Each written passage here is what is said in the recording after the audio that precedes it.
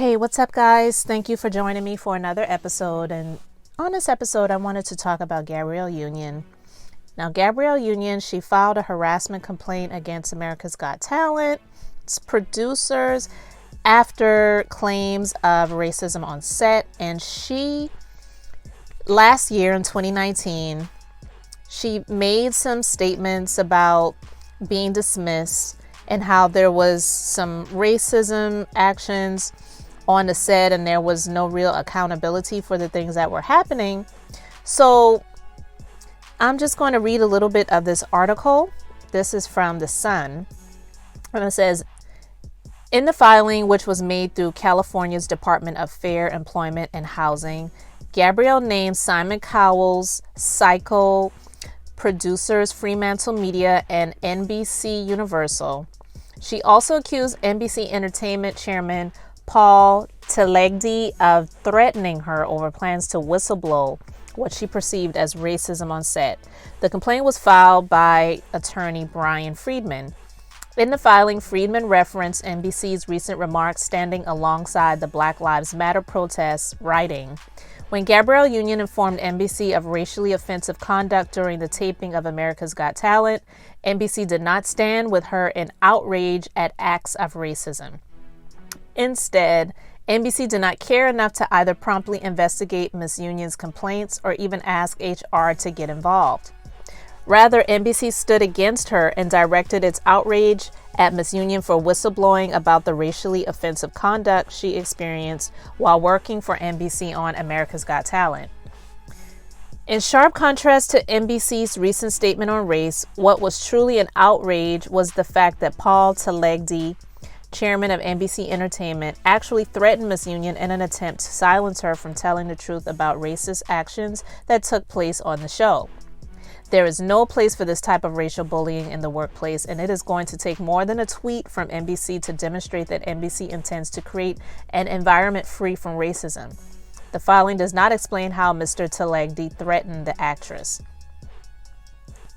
A statement from NBC sent to The Sun read, "The allegation that anyone involved in this process threatened Ms. Union is categorically untrue.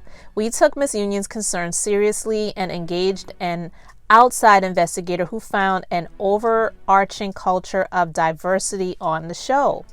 NBC Universal remains committed to creating an inclusive and supportive working environment where people of all backgrounds are treated with respect." Gabrielle, 47, left the NBC competition show in 2019, and she cited the toxic culture as the reason for her departure.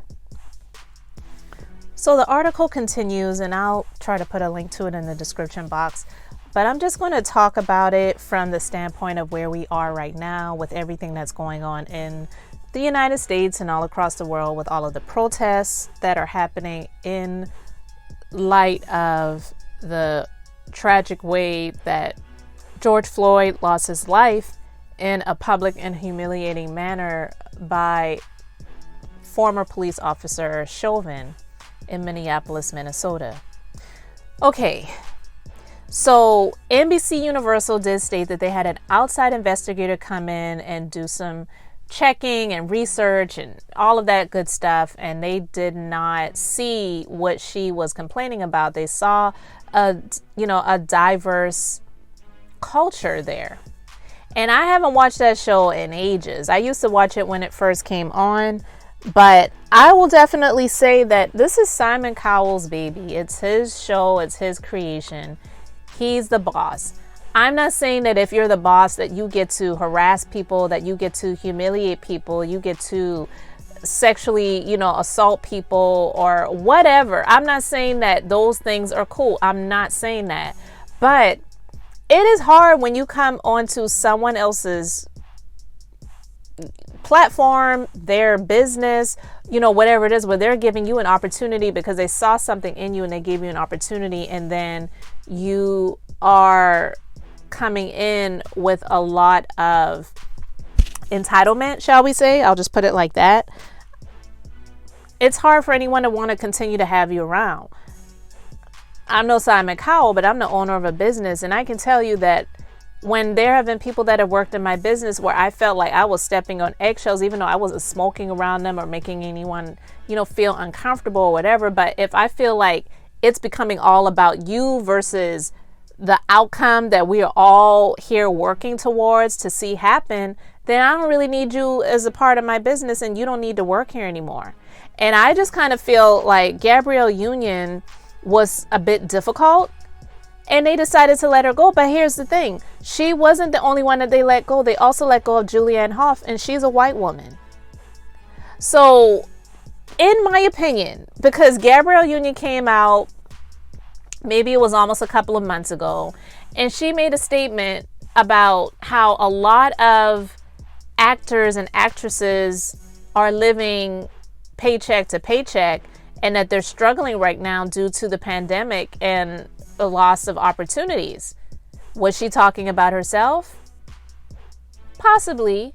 Maybe not. Maybe she's talking about her friend. Maybe she was saying it for a friend. Like they say, asking for a friend. But she, I believe, sees this time right now as the perfect opportunity to strike while the iron is hot, to try to get some type of settlement out of them, because I feel like her ego was bruised when she was dismissed. And then, which is it? Because was she dismissed, or did she choose to leave? Because it says that Variety stated that the toxic culture was the reason for her departure.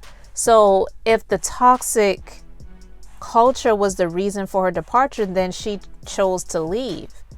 But if she was dismissed, then she may have more of a cause for some type of discrimination if that's found. But honestly, discrimination cases are really not that easy to prove. It's actually a lot harder than it is easier, and that's why it is hard for a lot of people to, even when they feel like they really had a case against a former employer, it's really hard to prove it. It's so hard. When I was a legal assistant, the first law firm that I ever worked in, that I worked in for 5.5 years, they did employment and labor law cases on behalf of employees or former employees. So they would sue companies regarding situations like this. But more often than not, the calls that we were getting in, a lot of people were turned away, and and they weren't saying you don't have a case, but they were saying that it's really hard to prove based on the information that you are giving us. So in my opinion, and again, I'm just always sharing my opinion about these situations, I feel like this is very convenient that at this time, at this moment, she is now filing a complaint against Simon Cowell and against the, America's Got Talent show, because with everything that's going on right now in the news, it's very emotional. There's a lot of people that are emotional right now based on all of the things that are going on, but the law isn't emotional. The law is very clear cut. So I'm not sure if she will get anywhere with it. Is it possible that they may give her a settlement just to get her out of their hair so that they can move on with their lives? That's usually what it's about.